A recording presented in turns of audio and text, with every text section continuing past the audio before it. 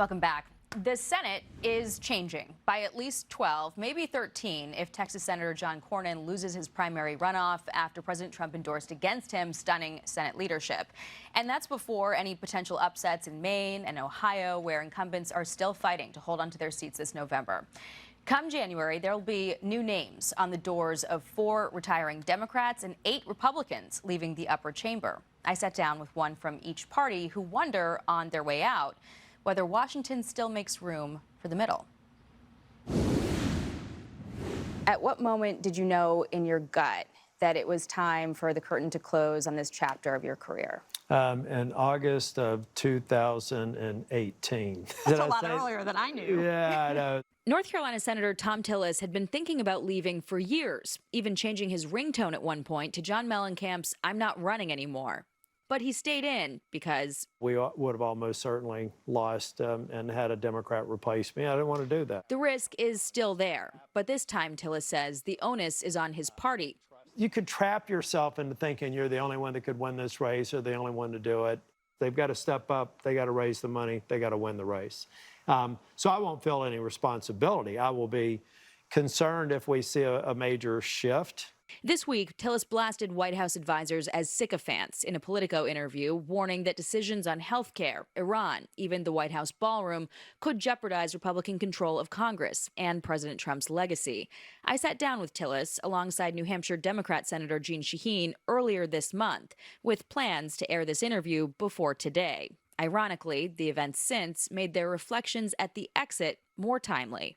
When it becomes a problem for the base of both parties, that they don't want you working across the aisle, there's no way to get things done, to move an agenda that's important to the country. The extremists of both of our parties have one thing in common. They are objectively unproductive. Since we spoke, President Trump consolidated control over the GOP, backing challengers who campaigned on loyalty to oust incumbent Louisiana Senator Bill Cassidy and Kentucky Rep. Thomas Massie. Even though Trump's threat to primary Tillis, too, factored into his decision to end his bid for a third term, Tillis doesn't think of it as punishment. I was already trending in that direction when I had the disagreement over the H.R. 1 bill. You want to bring something, bring it. Just bring your A game. And so that doesn't frustrate me here. In fact, in some ways, it's liberating. That is something I think members are losing sight of. Right. Or because they can be so easily targeted and bludgeoned that they just simply don't make the investment anymore. For Shaheen, the decision was less about political pressure than time. By the end of my term, I will have served in the Senate for 18 years, 3 terms. I will have been in elective office for 30 years. And I'm going to turn 80 the same month I leave office. Age, an issue her party spent the last presidential election trying to ignore, made Shaheen say yes to something Washington can't give her. To have more time with my family is something I'm looking forward to. But both senators from opposite parties are leaving frustrated that the system is rewarding conflict more than compromise. There seemed to be much more of a willingness to work together, to work across the aisle, than we've seen in recent years. You can't get things done if you're not willing to work together and understand that you can't have everything your own way all the time. I would argue that President Obama really began a populist phase in this country. President Trump put it on steroids, but what allowed it to be put on steroids is the advent of social media. Both say the result is Americans feel abandoned. The cynicism and the feeling on the part of so much of the electorate that government's not ever going to work for them anymore. There's really no place in the middle, right? Everybody thinks you high fives you, gives you a fist pump when you do something, and wow, it's terrible, you got a serious primary. And I think that that's something that we need to balance the scales. They say leaders on both sides contributed to the problem. Where I'm concerned is that I think because of social media, because of rhetoric, I think this president's comments, I think we've seen an increase in political violence in a way that is really detrimental to the country. Yeah, but I think social media, interest groups, people radicalize members. I mean, let's not forget I agree with that. Let's not forget, Chuck Schumer went to the steps of the Supreme Court and said they have unleashed a whirlwind. So we have a leader and an Article I branch going to the steps of an Article II branch, right? Okay, now fast forward, we've got January the 6th, a number of other things. But if people want to be intellectually honest with themselves, for every tit, I can find a tat. Senator Shaheen, you single out President Trump's rhetoric. His allies would point to a number of instances where Democrats have contributed to that. And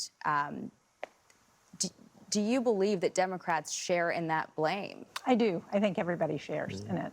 The thing that I hear most from my constituents in New Hampshire is, why can't you all just work together to do what needs to get done? But they also say the system is structurally entrenched. I think there are a lot of reasons why we have gotten to this place. One, our primaries, excuse me, because they move people to either ends of the political spectrum. But gerrymandering has really affected.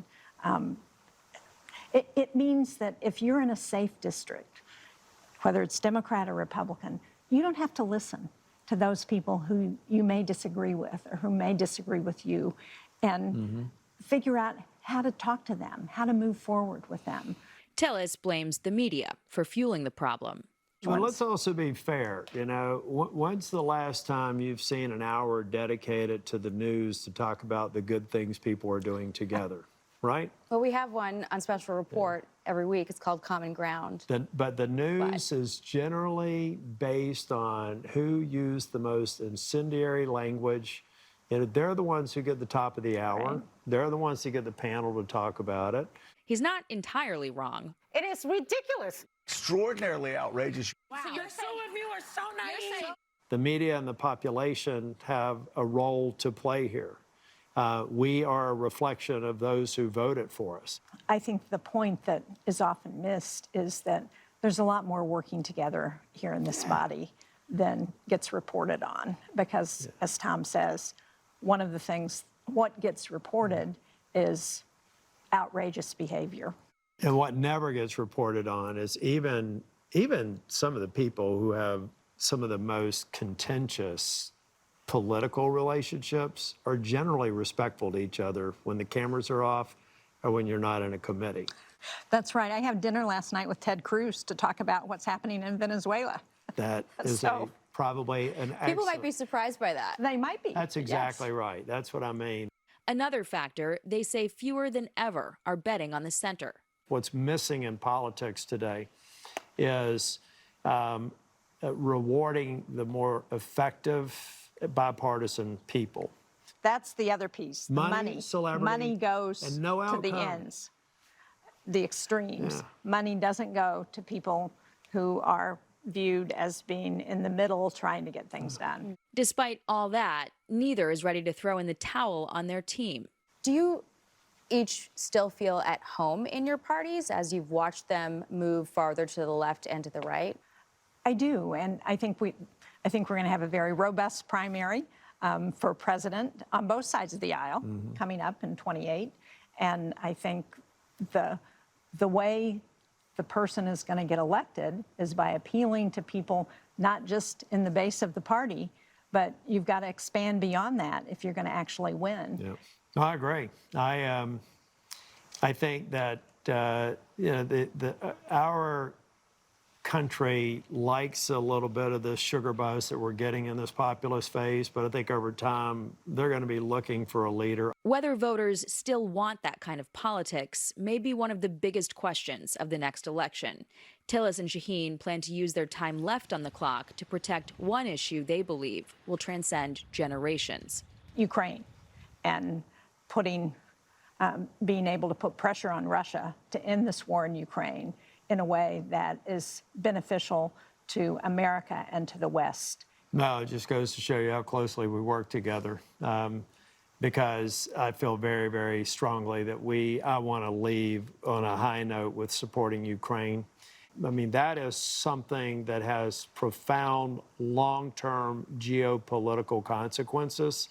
And that has real implications for America's national security, because if Russia wins that war, that gives Vladimir Putin license to go into a NATO country. It empowers she. It's not good either for our allies or for our adversaries. We want to thank Senators Jeanne Shaheen and Tom Tillis for their time and their candor.